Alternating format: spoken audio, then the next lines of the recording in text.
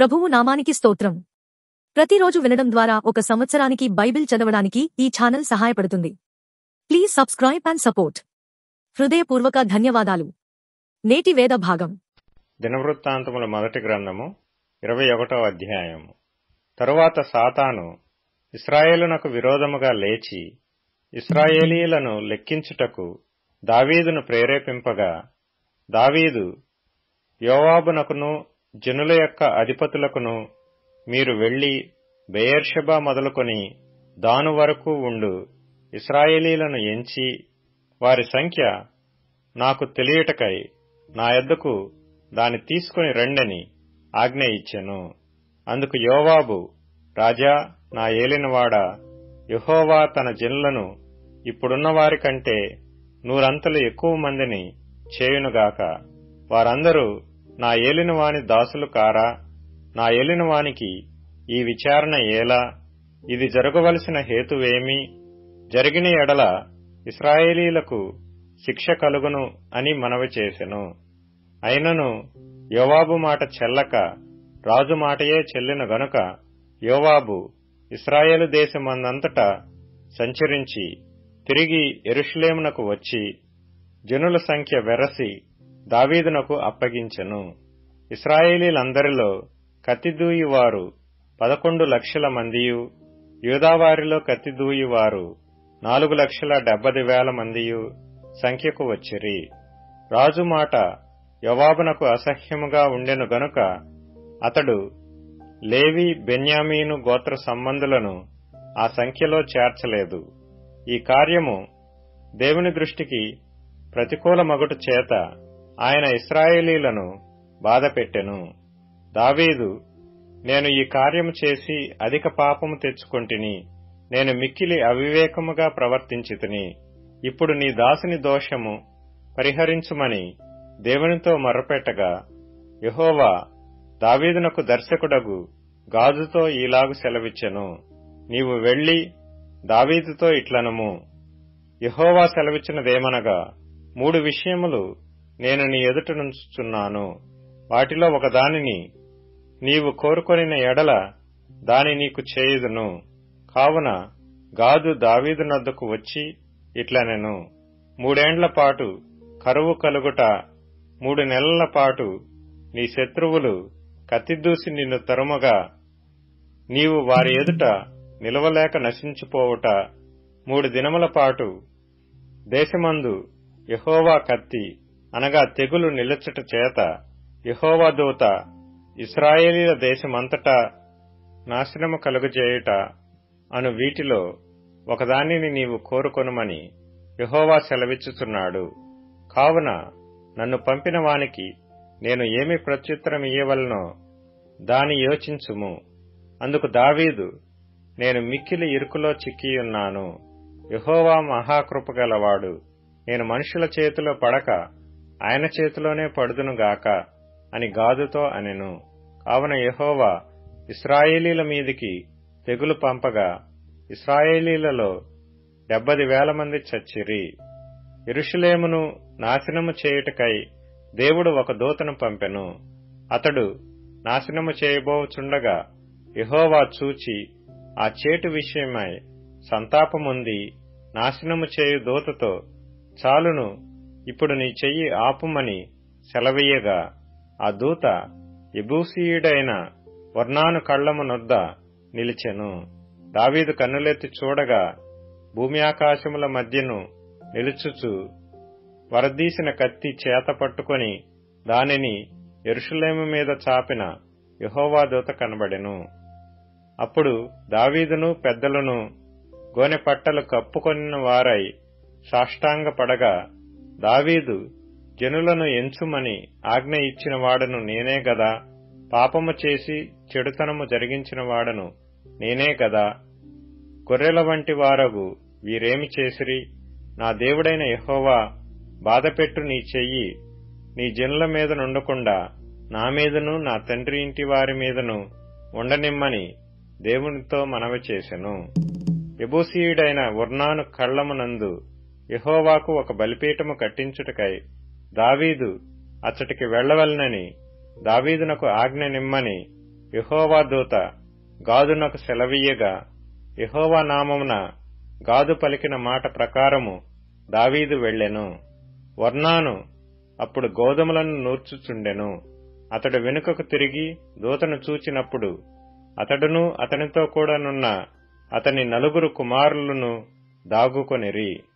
దావీదు ఒర్నాను నొద్దకు వచ్చినప్పుడు ఒర్నాను దావీదును చూచి కళ్ళములో నుండి వెలుపలికి వచ్చి తల నేలమట్టుకు వంచి దావీదుకు నమస్కారము చేసెను. ఈ తెగులు జనులను విడిచిపోవునట్లుగా ఈ కళ్ళపు ప్రదేశమందు నేను యెహోవాకు ఒక బలిపీఠమును కట్టించుటకై దాని నాకు తగిన క్రయమునకిమ్మని దావీదు ఒర్నానుతో అనగా, ఒర్నాను, రాజైన నా ఏలినవాడు దాని తీసుకొని తన దృష్టికి అనుకూలమైనట్టు చేయునుగాక. ఇదిగో, దహన బలులకు ఎద్దులు, కట్టెలకై నురిపిడి సామాగ్రి, నైవేద్యమునకు గోధుమ పిండి, ఇది ఎంతయూ నేనిచ్చేదనని దావీదుతో అనెను. రాజైన దావీదు, అట్లు కాదు, నేను నీ సొత్తును ఊరక తీసుకొని యెహోవాకు దహన బలులను అర్పించను. న్యాయమైన క్రయధనమిచ్చి దాని తీసుకొందునని ఒర్నానుతో చెప్పి ఆ భూమికి 600 తులముల బంగారమును అతనికిచ్చెను. పిమ్మట దావీదు యెహోవాకు అచ్చట ఒక బలిపీఠమును కట్టించి దహన బలులను సమాధాన బలులను అర్పించి యెహోవాకు మొర్రపెట్టగా, ఆయన ఆకాశములో నుండి దహన బలిపీఠము మీదికి అగ్ని వలన అతనికి ప్రత్యుత్తరమిచ్చెను. యెహోవా దూతకు ఆజ్ఞాపింపగా అతడు తన కత్తిని మరలా వరలో వేసెను. యెబూసీయుడైన ఒర్నాను కళ్లమందు యెహోవా తనకు ప్రత్యుత్తరమిచ్చెనని దావీదు తెలుసుకొని అచ్చటనే బలి అర్పించెను. మోషే అరణ్యమందు చేయించిన యెహోవా నివాసపు గుడారమును, దహన బలిపీఠమును ఆ కాలమందు గిబియోనులోని ఉన్నత స్థలమందుండెను. దావీదు యెహోవా దూత పట్టుకొనిన కత్తికి భయపడిన వాడై దేవుని యొద్ద విచారించుటకు ఆ స్థలమునకు వెళ్లలేకుండెను. దినవృత్తాంతములు మొదటి గ్రంథము 22వ అధ్యాయము.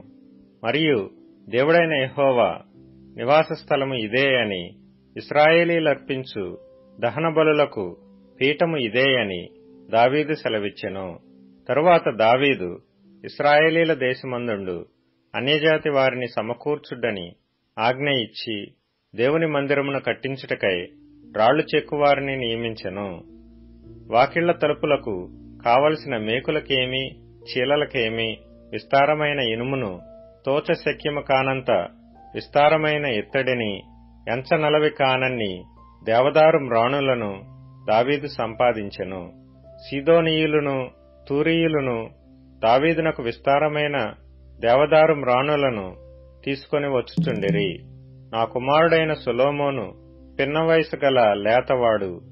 యెహోవాకు కట్టబోవు మందిరము దాని కీర్తిని బట్టియు అందును బట్టియు సకల దేశములలో ప్రసిద్ధి చెందునట్లుగా అది చాలా ఘనమైనదై ఉండవలెను.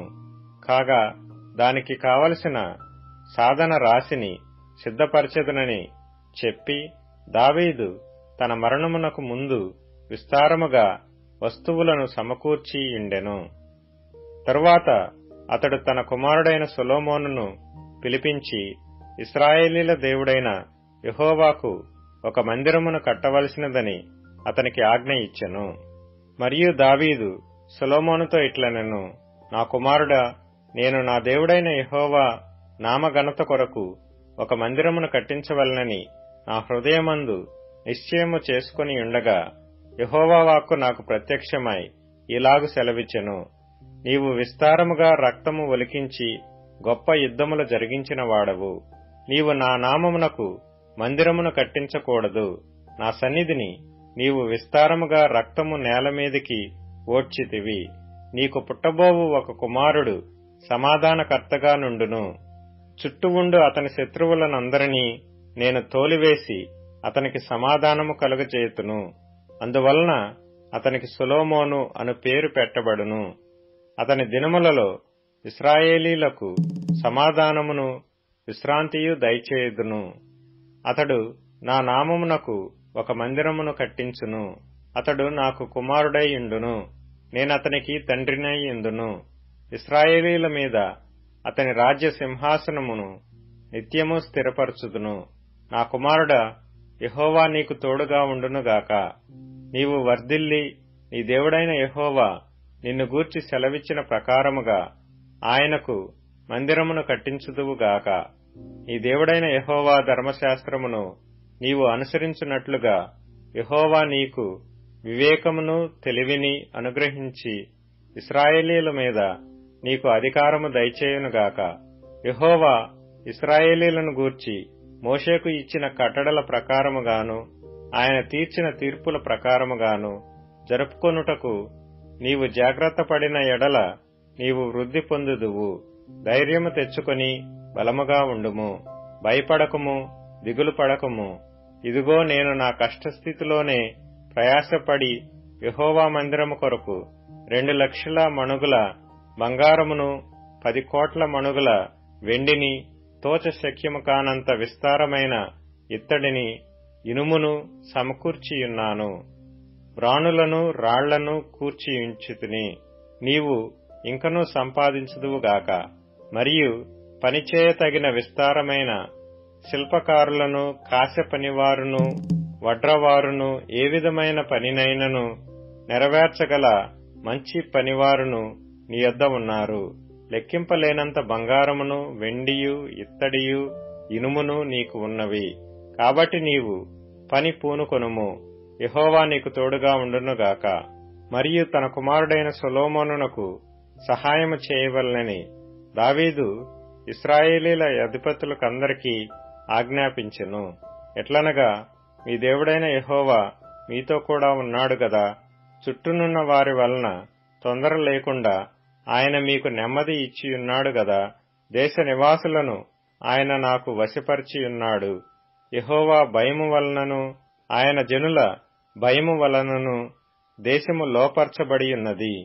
కావున హృదయపూర్వకముగా మీ దేవుడైన యెహోవాను వెదుకుటకు మీ మనస్సులు దృఢపరచుకుని ఆయన నిబంధన మందసమును, దేవునికి ప్రతిష్ఠితమైన ఉపకరణములను ఆయన నామము కొరకు కట్టబడు ఆ మందిరములోనికి చేర్చుటకై మీరు పూనుకొని దేవుడైన యెహోవా పరిశుద్ధ స్థలమును కట్టుడి.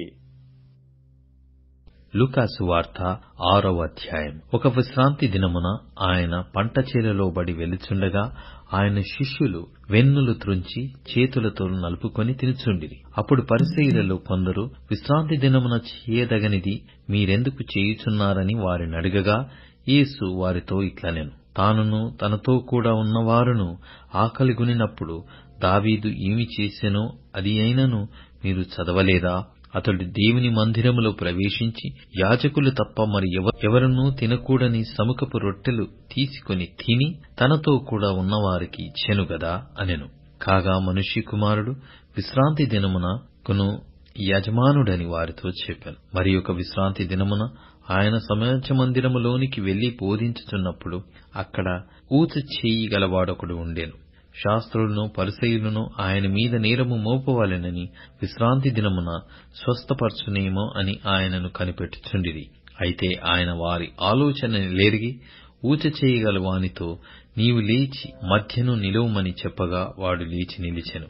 అప్పుడు యేసు, విశ్రాంతి దినమున మేలు చేయుట ధర్మమా, కీయుడు చేయుట ధర్మమా, ప్రాణరక్షణ ధర్మమా, ప్రాణహత్య ధర్మమా అని మిమ్మును అడుగుచున్నానని వారితో చెప్పి వారినందరినీ చుట్టూ కలియచూచి, నీ చేయి చాపుమని వానితో చెప్పాను. వాడు అలాగు చేయగానే వాని చేయి బాగుపడెను.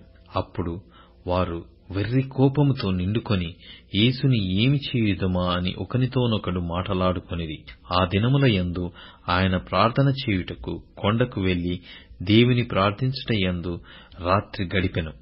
ఉదయమైనప్పుడు ఆయన తన శిష్యులను పిలిచి వారిలో 12 మందిని ఏర్పరచి వారికి అపోస్తలులు అను పేరు పెట్టెను. వీరెవరనగా, ఆయన ఎవనికి పేతురు అను మారు పేరు పెట్టెనో ఆ సీమోను, అతని సహోదరుడైన ఆంద్రెయ, యాకోబు, యోహాను, ఫిలిప్పు, బర్తలోమయి, మత్తయి, తోమా, అల్ఫయి కుమారుడైన యాకోబు, జెలోతే అనబడిన సీమోను, యాకోబు సహోదరుడైన యూదా, ద్రోహియేగు ఇస్కారియోతు యూదా అనువారు.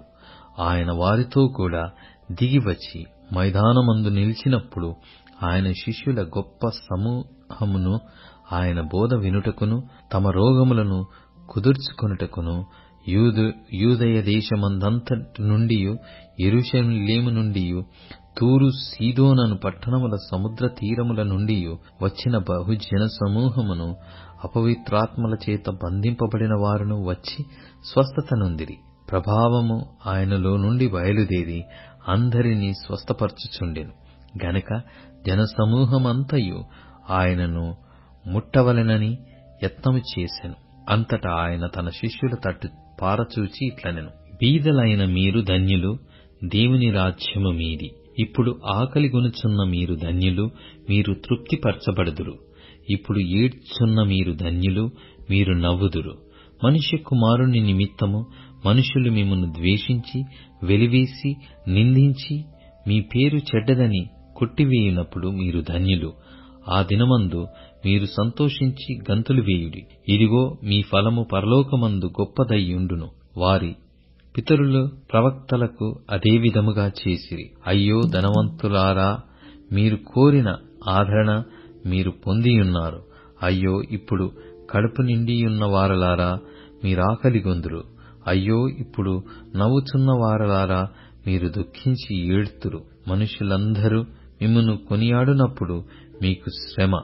వారి పితరులు అబద్ధ ప్రవక్తలకు అదే విధముగా చేసిరి. వినుచున్న మీతో నేను చెప్పుతున్నదేమనగా, మీ శత్రువులను ప్రేమించుడి, మిమ్మును ద్వేషించు వారికి మేలు చేయుడి, మిమ్మును కోపించు వారిని దీవించుడి, మిమ్మును బాధించు వారి కొరకు ప్రార్థన చేయుడి. నిన్ను ఒక చెంప మీద కొట్టిన వాని వైపునకు రెండవ చెంప కూడా త్రిప్పుము. నీ పైబట్ట ఎత్తికొని పోవువానిని నీ అంగీని కూడా ఎత్తికొని పోకుండా అడ్డగింపకము. నిన్నడుగు ప్రతివానికిని ఇమ్ము. నీ సొత్తు ఎత్తుకొని పోవువాని యొద్ద దాని మరల అడగవద్దు. మనుష్యులు మీకేలాగు చేయవలెనని మీరు కోరెదరో అలాగు మీరును వారికి చేయుడి. మిమ్మును ప్రేమించు వారినే మీరు ప్రేమించిన ఎడల మీకేమి మెప్పు కలుగును? పాపులను తమ్మును ప్రేమించు వారిని ప్రేమింతురు గదా. మీకు మేలు చేయువారికి మేలు చేసిన ఎడల మీకేమి మెప్పు కలుగును? పాపులను అలాగే చేతురు గదా. మీరెవరి యొద్ద మరల పుచ్చుకొనవలెనని నిరీక్షింతురో వారికి అప్పు ఇచ్చిన ఎడల మీకేమి మెప్పు కలుగును? పాపులను తామిచ్చినంత మరల పుచ్చుకొనవలెనని పాపులకు అప్పు ఇచ్చెదరు గదా. మీరైతే ఎట్టివారిని గూర్చి అయినను నిరాశ చేసుకొనక మీ శత్రువులను ప్రేమించుడి, మేలు చేయుడి. అప్పుడు మీ ఫలము గొప్పదయ్యుండును. మీరు సర్వోన్నతుని కుమారులయ్యుందురు. ఆయన కృతజ్ఞత లేని వారి ఎడలను దుష్టుల ఎడలను ఉపకారి అయ్యున్నాడు. కాబట్టి మీ తండ్రి కనికరము గలవాడయ్యున్నట్టు మీరును కనికరము గలవారయ్యుండుడి. తీర్పు తీర్చకుడి, అప్పుడు మిమ్మును గూర్చి తీర్పు తీర్చబడదు. నేరము మోపకుడి, అప్పుడు మీ మీద నేరము మోపబడదు. క్షమించుడి, అప్పుడు మీరు క్షమింపబడుదురు. ఇయుడి, అప్పుడు మీకియ్యబడును. అణచి కుదిలించి దిగజారునట్లు నిండు కొలతను మనుష్యులు మీ ఒడిలో కొలుతురు. మీరు ఏ కొలతలతో కొలుతురో ఆ కొలతతోనే మీకు మరల కొలవబడునని చెప్పాను. మరియు ఆయన వారితో ఈ ఉపమానము చెప్పాను: గ్రుడ్డివాడు గ్రుడ్డివానికి దారి చూపగలడా? వారిద్దరును గుంటలో పడుదురు గదా. శిష్యుడు తన బోధకుని కంటే అధికుడు కాడు. సిద్ధుడైన ప్రతివాడును తన బోధకుని వలె ఉండును. నీవు నీ కంటిలో ఉన్న దూలము ఎంచక నీ సహోదరుని కంటిలో ఉన్న నలుసును చూడనేలా? నీ కంటిలో ఉన్న దూలమును చూడక నీ సహోదరునితో, సహోదరుడా, నీ కంటిలో ఉన్న నలుసును తీసివేయునిమ్ము అని నీవేలాగు చెప్పగలవు? వేషధారి, మొదట నీ కంటిలో ఉన్న దూలమును తీసివేయుము, అప్పుడు నీ సహోదరుని కంటిలో ఉన్న నలుసును తీసివేయుటకు నీకు తేటగా కనబడును. ఏ మంచి చెట్టునను పనికిమాలిన ఫలము ఫలింపవు, పనికిమాలిన చెట్టున మంచి ఫలములు ఫలింపవు. ప్రతి చెట్టు తన ఫలము వలన తెలియబడును. ముండ్ల పొదలలో అంజూరపు పండ్లు ఏరుకొనరు, కోరింద పొదలో ద్రాక్ష పండ్లు కోయరు. సజ్జనుడు తన హృదయము మంచి ధననిధిలో నుండి సద్విషయములను బయలుటికి తెచ్చును.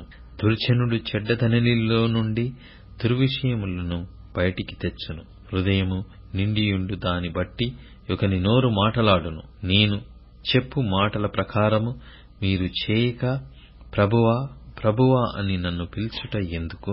నా యొద్దకు వచ్చి నా మాటలు విని వాటి చొప్పున చేయు ప్రతివాడును ఎవని పోలికయుండునో మీకు తెలియజేతును. వాడు ఇల్లు కట్టవలెనని యుండి లోతుగా త్రవ్వి బండమీద పునాది వేసిన వాని పోలియుండును.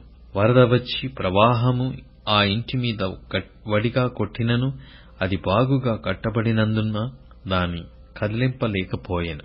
అయితే నా మాటలు వినియు చేయనివాడు పునాది వేయక నేలమీద ఇల్లు కట్టిన వానిని పోలియుండును. ప్రవాహము దానిమీద వడిగా కొట్టగానే అది కూలి పడెను. ఆ ఇంటి పాటు గొప్పదని చెప్పెను. సామెతల గ్రంథం 26వ అధ్యాయం. ఎండకాలమునకు మంచు గిట్టదు, కోతకాలమునకు వర్షము గిట్టదు. అటువలే బుద్ధిహీనునికి ఘనత గిట్టదు. రెక్కలు కొట్టుకొనుచు తారాడుచున్న పిచ్చుకయు దాటుచుండు వానెకోవెలియు దిగకుండునట్లు హేతువులేని శాపము తగులకపోవును. గుర్రమునకు చుబుకు, గాడిదకు కళ్ళెము, మూర్ఖుల వీపునకు బెత్తము. వాని మూడత చొప్పున మూర్ఖునికి ప్రత్యుత్తరమియ్యకుము. ఇచ్చిన ఎడల నీవును వాని పోలియుందువు. వాని మూడత చొప్పున మూర్ఖునికి ప్రత్యుత్తరమిమ్ము. అలాగు చేయని ఎడల వాడు తన దృష్టికి తాను జ్ఞానిననుకొనును. మూర్ఖుని చేత వర్తమానము పంపువాడు కాళ్ళు తెగగొట్టుకొని విషము త్రాగిన వానితో సమానుడు. కుంటివాని కాళ్ళు పట్టులేకయున్నట్లు మూర్ఖుల నోట సామెత పాటిలేకుండును. బుద్ధిహీనుని గనపర్చువాడు వడిసెలలోని రాయి కదలకుండా కొట్టువానితో సమానుడు.